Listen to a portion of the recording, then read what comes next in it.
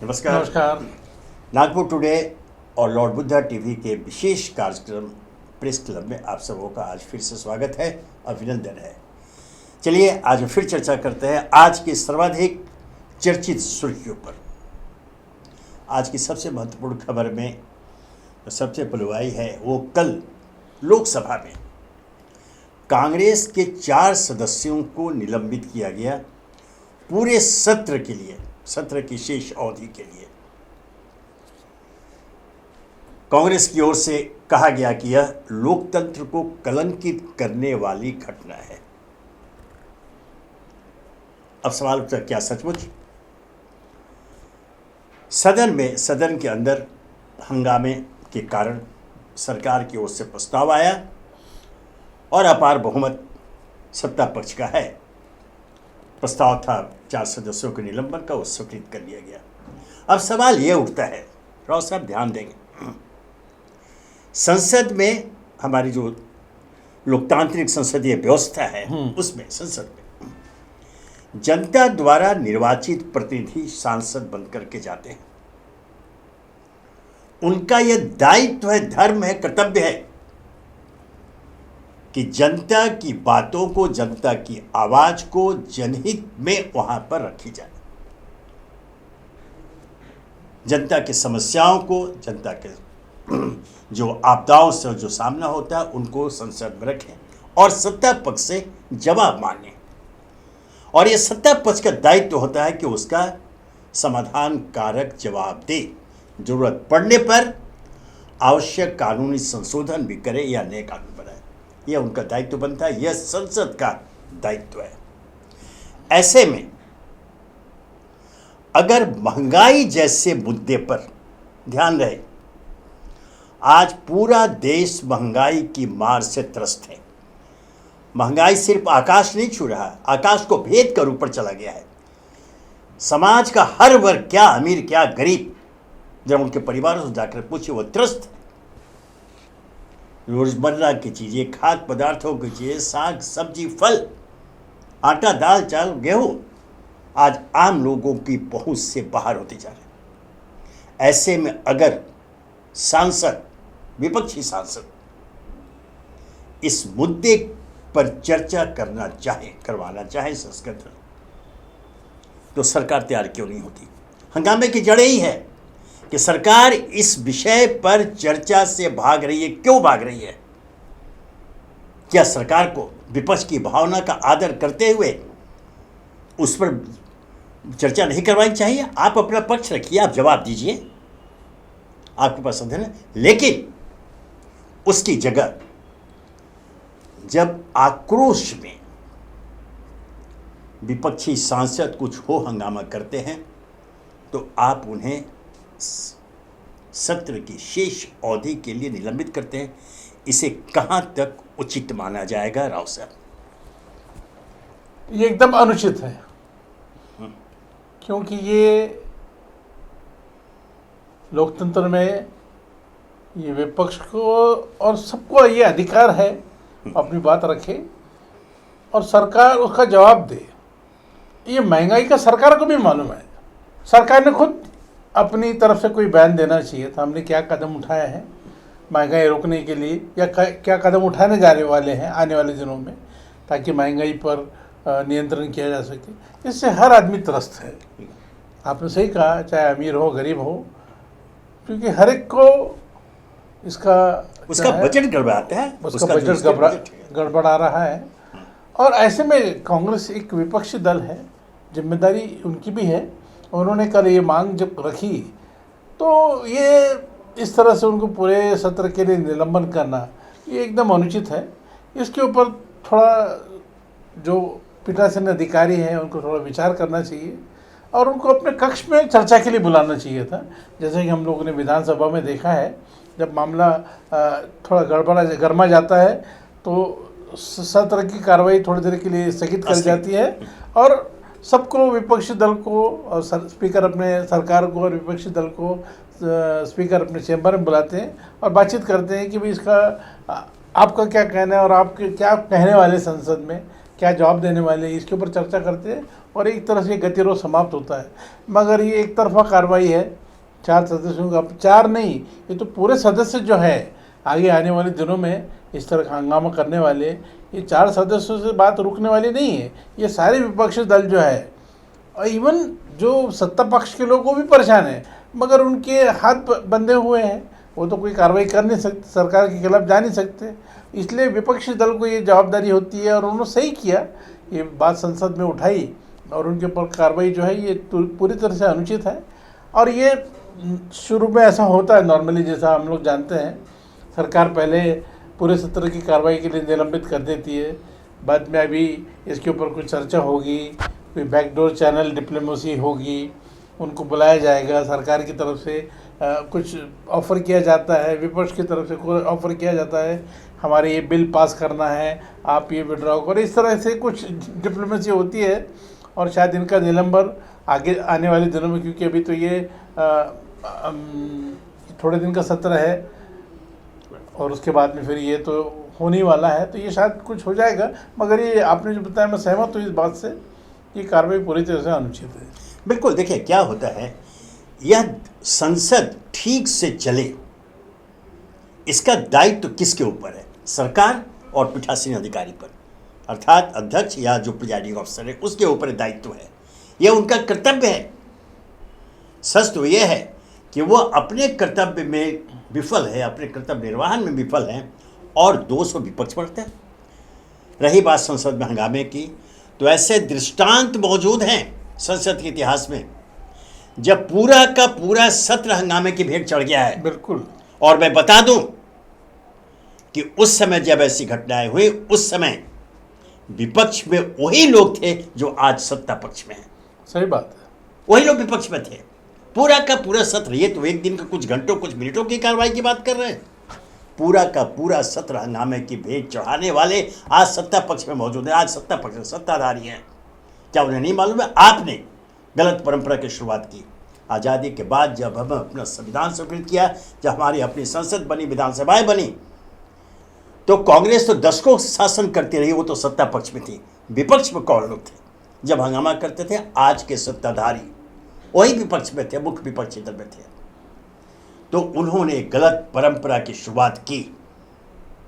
तो आज अगर ऐसा होता है तो फिर उनके खिलाफ कार्रवाई आप कैसे करते हैं? यहां मैं पूरी तरह से लोकसभा के अध्यक्ष या जो पीठासीन अधिकारी हैं उन्हें इसके लिए दोष दूंगा कि वो संसद को चलाने में विफल रहे हैं।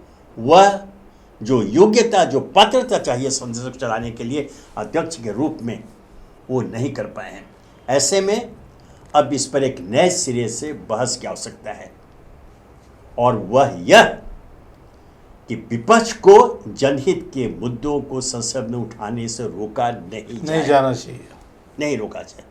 अन्यथा ये पूरी की पूरी लोकतांत्रिक संसदीय व्यवस्था ही ध्वस्त हो जाएगी। और ऐसे में तब फिर वह जो फुसफुसाहट पूरे देश में इन दिनों जारी है कि कहीं न कहीं किसी कोने में साजिश रची जा रही है लोकतंत्र के वर्तमान स्वरूप को ध्वस्त करने की, यह चर्चा है।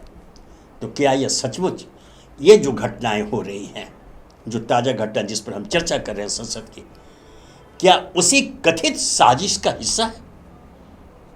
हो सकता है। आपने जो बताया ये तो आगे आने वाले दिनों में होगा, ये मालूम पड़ा, उजागर होगा ये। मगर इस तरह की कुछ हरकतें तो होती है, और ये जैसे हम इससे पहले ही बोल चुके हैं, ये तो कल की अनुचित घटना थी, ये नहीं होना चाहिए। और सरकार की तरफ से एक्चुअली इन्हें कहा जाए तो उन्होंने एक इनिशिएटिव लेना चाहिए, उन्होंने पहल करना चाहिए कि भाई इनको बोलने दिया जाए, इनका क्या कहना है, हमको जवाब भी देना है। अगर आपके पास जवाब रेडी है तो उनका सवाल भी सुनने की आपकी हिम्मत चाहिए, आपकी शक्ति चाहिए, आपकी सहनशीलता चाहिए। आपने एकदम जो है उसको उनका मुंह बंद कर दिया, एक तरह से उनको निलंबन कर दिया है। ये चार नहीं, आगे चल के और भी संख्या बढ़ने वाली है, ये गलती है ये। बिल्कुल। चलिए अब आगे बढ़ते हैं अपने महाराष्ट्र के ऊपर। अब ये जो लड़ाई शिवसेना बनाम जो शिंदे गुट है, जो आज सत्ता में आगे महाराष्ट्र में एकनाथ शिंदे मुख्यमंत्री बन गए हैं, शिवसेना के चुनाव चिन्ह और शिवसेना की मान्यता को लेकर ये कानूनी लड़ाई शुरू हो चुकी है, मामला कोर्ट में पहुंच गया है और कल फिर शिवसेना की ओर से सुप्रीम कोर्ट में याचिका दायर कर मांग की गई है कि जब तक विधायकों के निलंबन पर फैसला नहीं हो जाता तब तक चुनाव आयोग को कोई फैसला लेने से रोका जाए।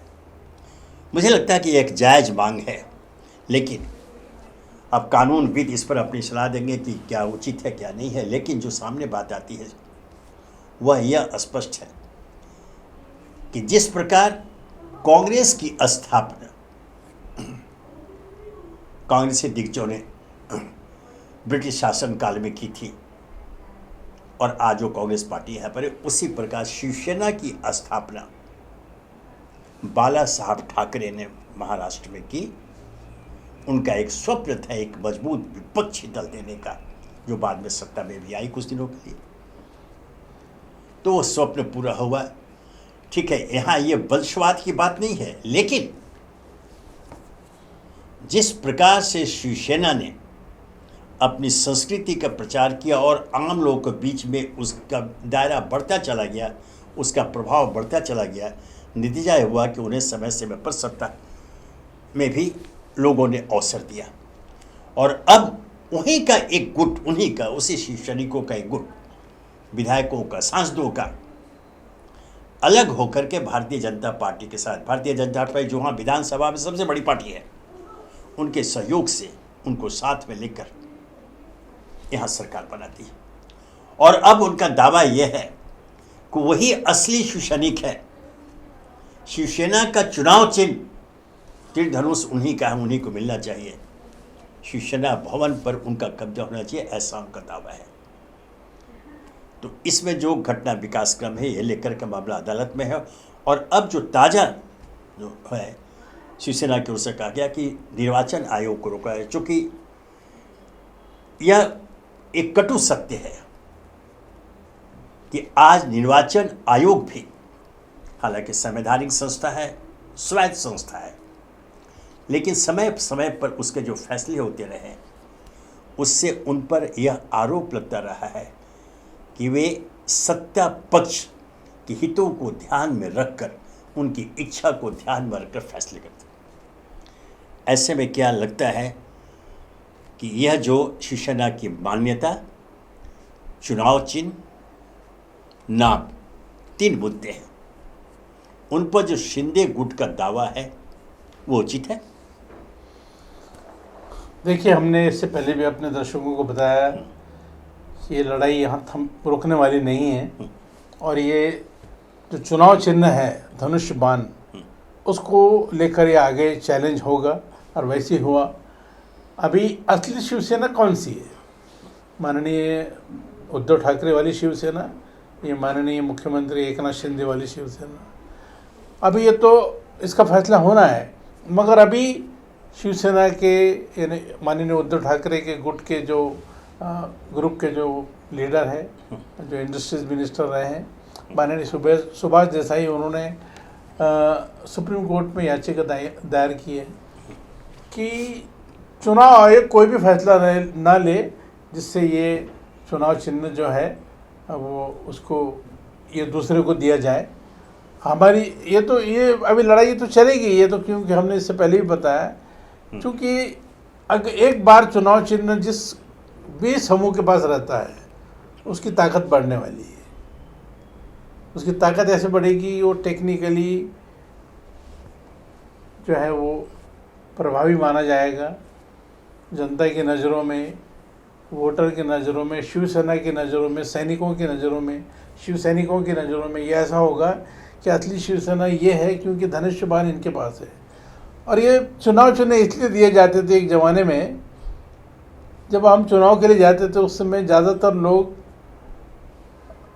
उनका चुनाव चिन्ह ही पहचान होती थी कि भाई उस ज़माने में बैल जोड़ी, पंजा, दीपक, हंसिया हथौड़ा, ये इस तरह के चुनाव चिन्ह हर पार्टी के होते थे। बाद में अभी भारतीय जनता पार्टी का कमल आया है, शिवसेना का धनुष बाण है। ये चुनाव चिन्ह लेकर जो है लोग ठप्पा मारते हैं। उम्मीदवार का नाम बाद में देखते हैं, तो ये अभी चुनाव चिन्ह किसको मिलता है, इसकी लड़ाई शुरू है। और अभी शिवसेना की ओर से ये दावा किया गया है कि ये चुनाव चिन्ह जो है हमारा ही है। इसके लिए अभी दूसरी ओर से भी जो प्रतिवादी पक्ष है माननीय एकनाथ शिंदे का, उनके तरफ से भी इसमें लड़ाई लड़ी जाएगी। और ये आने वाले दिनों में, क्योंकि अभी पहले फैसला जो है वो निर्वाचन आयोग का आएगा और उसको फिर से ये लोग उसको सुप्रीम कोर्ट में चैलेंज करेंगे, क्योंकि ऐसा सुप्रीम कोर्ट, सर्वोच्च न्यायालय ऐसा कोई फैसला दे नहीं सकती अभी कि आप चुनाव चिन्ह के ऊपर कोई निर्णय ले, क्योंकि वो स्वतंत्र है, ऑटोनमस बॉडी है चुनाव चिन्ह, चुनाव आयोग जो है। और वो अपना फैसला अगर लेते हैं उसको चैलेंज किया जा सकता है, उसको अदालत में चैलेंज किया जा सकता है, अदालत को अधिकार है समीक्षा करने का। मगर अभी फिलहाल उसको रोकना मुश्किल है। तो अभी पहले जो है चुनाव चिन्ह भी किन के बारे में क्या फैसला होता है, अगर ज़्यादा कुछ उलझ गया मामला तो जैसा हमने इससे पहले ही बताया आपको, हमने और विनोद जी ने आपको पहले ही बताया कि शायद चुनाव चिन्ह जो है फ्रिज भी होता है, इसको हो चुका है, कांग्रेस का हो चुका है, कांग्रेस का हो चुका है। इसको जो है ठंडे बस्ते में डाल दिया जाता है ताकि दोनों पार्टी इसका उपयोग ना कर सके और दोनों को नए चुनाव मिलते हैं। ये तो बहुत सारे पार्टियों के साथ हुआ है, ये रिपब्लिकन पार्टी का भी हुआ था कि हाथी चुनाव चिन्ह जो है वो किसका है। बाद में इस तरह से ये होता है। तो अभी देखना होगा कि अभी इन शिवसेना माननीय एकनाथ शिंदे का जो ग्रुप है ये इसको कैसे डिफेंड करता है, और माननीय उद्धव ठाकरे का जो ग्रुप है वो किस तरह अपनी दलील देता है कि हम ही असली शिवसेना है। चलिए, ये प्रतीक्षा दिलचस्प रहेगी कि चुनाव आयोग अथवा सुप्रीम कोर्ट का फैसला क्या आता है, हम प्रतीक्षा करेंगे। अब चलते चलते एक फिर उस खबर पर कि कांग्रेस की अध्यक्ष सोनिया गांधी को आज फिर ईडी ने समन किया है। आज उनको फिर पेश होना है नेशनल हेराल्ड के मामले में, कथित रूप से उसमें जो आर्थिक घोटाला हुआ उसमें पूछताछ के लिए। अब स्वाभाविक रूप से कांग्रेसी नहीं विपक्ष की ओर से ये आरोप लगाए जा रहे हैं और अब यह आरोप एक सामान्य हो गया है। बच्चा बच्चा भी समझ रहा है कि ईडी का इस्तेमाल सत्ता पक्ष अपने राजनीतिक लाभ के लिए कर रही है, यह आरोप लगते हैं। सोनिया गांधी कांग्रेस के अध्यक्ष हैं, नेहरू परिवार की बहू रही, और ये जो मामला है नेशनल हेराल्ड का सभी जानते हैं। जैसे हमने कांग्रेस पार्टी की बात की, 1938 में जवाहरलाल नेहरू नेशनल हेराल्ड का प्रकाशन शुरू किया था, ठीक है। उसके बाद कंपनी बनी, कंपनी जब बनी तो सरकारी जो कंपनी एक्ट हो गया उस पर लागू हो जाती है बहुत सारी बातें। उसमें अगर अनियमितता हुई तो उसकी जांच का अधिकार विभिन्न जांच एजेंसियों को है, लेकिन इसकी जो टाइमिंग है और इसका जो स्वरूप है उससे यह संदेह प्रबल होता है, आरोप में दम दिखता है कि यह मुख्य विपक्षी दल कांग्रेस को डराने के लिए, भयभीत करने के लिए, कांग्रेसियों का आत्मबल गिराने के लिए ऐसी कार्रवाई की जा रही है। क्या यह सच है सर? हमने इससे पहले भी बताया आपको कि कांग्रेस को एक तरह से डिमोरलाइज करने का ये प्रयास है, और विशेषकर कांग्रेस अध्यक्ष श्रीमती सोनिया गांधी को प्रताड़ित करने का, उनको जलील करने का जिसको कहते हैं, ये इस तरह की हरकत है ताकि वो उनको लगे कि देखो मुझे भी ईडी बार बार जाना पड़ रहा, मुझे बुलाया है। उन्होंने तो साफ कर दिया है कि जितने बार बुलाएंगे उतने बार वो आने को तैयार है, और उन्होंने कुछ गलत किया नहीं है। ये तो आगे आने वाले दिनों में नहीं, वो अस्वस्थ है। हाँ, लेकिन इस ह्यूमिलेशन को वो जो है स्वीकार कर रही है। और आज वैसे जैसे पिछले दिनों हुआ, आज भी सारे देश में उनके जो ईडी में बुलाए जाने का जो है उसका विरोध हो रहा है। कांग्रेस जन आज से फिर सड़कों पर है और उसका विरोध कर रहे हैं। ये तो होने वाला है। अभी ईडी को जो भी आगे जो है कार्रवाई है, वो ईडी को बताना होगा कि इस पूरी जांच में चाहे राहुल गांधी से जांच की गई, माननीय राहुल गांधी से, या माननीय श्रीमती सोनिया गांधी जो जांच की है उसमें निकला क्या और क्या कार्रवाई वो करने वाले हैं। ये ऐसे बुलाकर, बार बार बुलाकर और सिर्फ घंटों पूछताछ करने से कुछ होने वाला नहीं। 10-10 घंटे बैठाते हैं। राहुल गांधी के साथ तो मजाक हुआ, 10-12 घंटे 5 दिन तक बैठाया गया, 50 घंटे करीब पूछताछ की गई। इतना तो कोई क्रिमिनल से भी पूछताछ नहीं की गई है।